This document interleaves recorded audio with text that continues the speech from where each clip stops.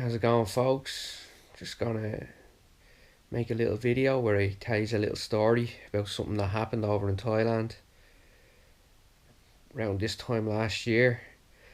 I didn't want to make a video back then because I just didn't want to bring up any drama, around the area. But the dust seems to have settled now, and I'm not going to use any names or anything. So this is just to give you a little heads up of what goes on over there. Right, it's about a travel agents that I used to go to, like a booking office. I used it all the time.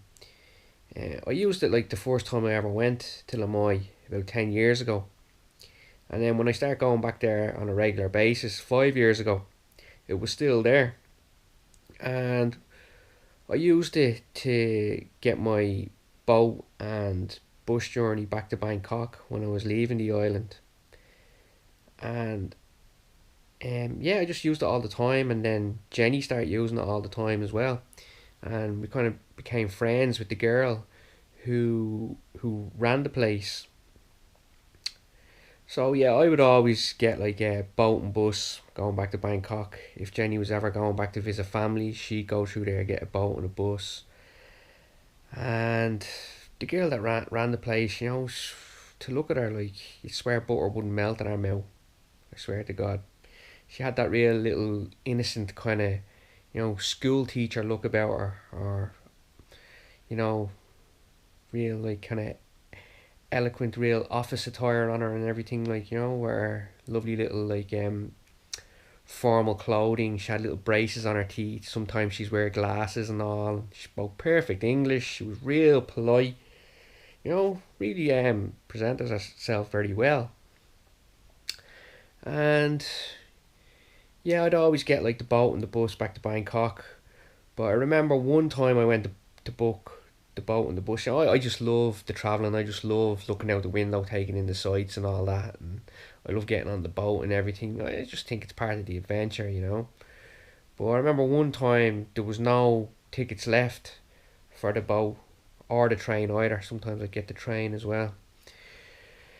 So she said she had a cheap flight for me, and it was only something like 2,500 baht, which is very good. Excellent, like going from Koh Samui to Bangkok. They're never normally that cheap because it's run by a private airline, and it's like a privately owned airport as well. And so I said, yeah, might as well, get the flight, splash out a little bit, like, 2,500 wasn't even that much extra. And then as time went on, I didn't like spending like a day or two in Bangkok before I got home. I'd like to spend as much time as I possibly could being with Jenny and the dogs, because like the relationship progressed since then. We were together. We were even married at this stage, like, and yeah. So I'd always like book a flight, and if I booked early, she'd always get me a good price. She always had good prices for me.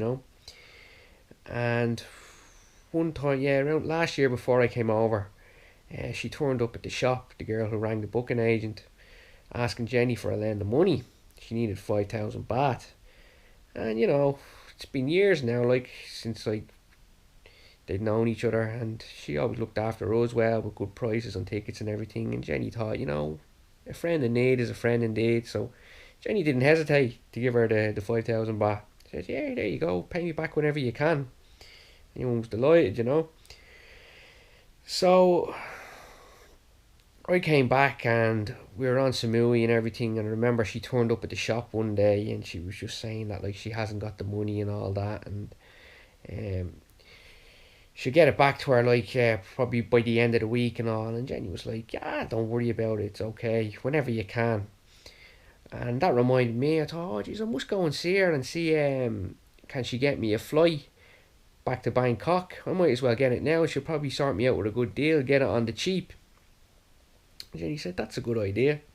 So later on that day, I went down to her office and she looked up on the computer. She couldn't find any cheap flights.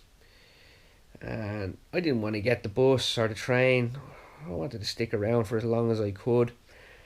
And she says, I can only get you this one for 4,700 baht, which is quite standard 4,700 baht, like maybe a little bit more expensive, but not by much, man. It's pretty standard. So I says, yeah, I'll just take it, you know.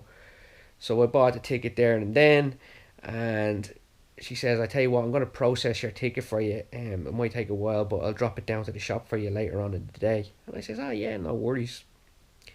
So later on that evening, she stopped by the shop and she gave the ticket to Jenny in a little envelope. It was my flight ticket. Yeah. So that was that. And anyway, I had my flight sorted for when it was time to go home. I wasn't going home for a while now, but it was nice to get it out of the way. You know, it's another expense done and dusted with, like, you know. So we often bump into her every now and again, like, you know, while I was there. And she'd look a bit nervous now, you know, when she'd see Jenny. And she'd be like, hi, you know. We didn't really think of it at the time, but on reflection now, yeah, it seemed like, yeah, she was a bit uncomfortable, like, you know. She looked, you know, the eyeballs would go side side and little, you know, suspicious grin, you know. And she'd always have like a different excuse about the money. And Jenny was starting to suss something out. Like, she was saying to me, like, behind her back, like, saying, oh, I don't know about this now. And every time, like, I'm bumping into her, like, she just makes up some different excuse. And then, like, a few days later, we were going past the Amazon coffee shop beside the bank, just on the main road when you come up from Lamoy. And Jenny pulled over to her and says, how's it going? As if, like, a hint, as if to say, like, where's me money? And she was doing the same routine again. She was like, oh, hi, you know, real suspicious, like, you know, as if, hang on a second and just let me dig into me bag of excuses I have here. So, yeah, Jenny said to me, I was like, this is weird now, like, you know, she calls up to the shop to say I'll have it by the end of the week. And then I bump into her, like, 2 or 3 times in the space of 2 weeks, and like she hasn't got it, like. So then we're going somewhere, me and Jenny, on the motorbike a few days later. We drive past her shop, and Jenny goes, hang on a second, I'll just go in here and I'll ask her about me money. So we pulled up at the shop and it was all closed up, and there was a sign in it saying closed for business. And Jenny tried ringing her, and her phone was completely cut off. It wasn't getting any call off it. It wasn't even going into an answer machine or nothing, like. So Jenny said to me, she said, oh, something's up here, something's up. So Jenny knew she had a sister who worked around the corner in a restaurant. Jenny went round to her sister and says, like, she owes me money and she's just had to disappear. And then every time I bump into her, like, she's always like coming up with some different excuse about, like, she hasn't got it or she will have it soon and all that. And her sister was just like shaking her head like that. And she told Jenny that, like, she owes a few people money, and she even owed her money. She owed her own sister money, and she just up and left without saying that to anyone. So, like, Jenny was like, yeah, she's gone, you know, she'll have bad luck come to her life, all that, like. And she had a brother as well, or she has a brother who works on the island as well. He used to always come in and buy shoes. And Jenny got on the phone to him. She was telling him what happened and all, like, you know. No, wait, hang on. I'm going to rewind a bit. Right, we went back to the shop, okay? And we're sitting there, right? And we're talking about your one just upping and leaving, owing Jenny money and whoever else showed money to. And then all of a sudden, right, it didn't occur to me at all. It hit Jenny, and she said to me, she goes, what about your plane ticket that you bought off her? And I was like, oh yeah. She says, that could be a fake ticket. I says, you're right. So Jenny says, get onto the phone to Bangkok Airways and find out about it. So Jenny got me the number for the Bangkok Airways office in Koh Samui. I rang them up. I gave them my name, what flight I was booked onto, and the reservation number that was given. And he said there and then on the phone, says, no, there's no record of you being on that flight. I was like going, oh my god, jeez, I never would have thought of that.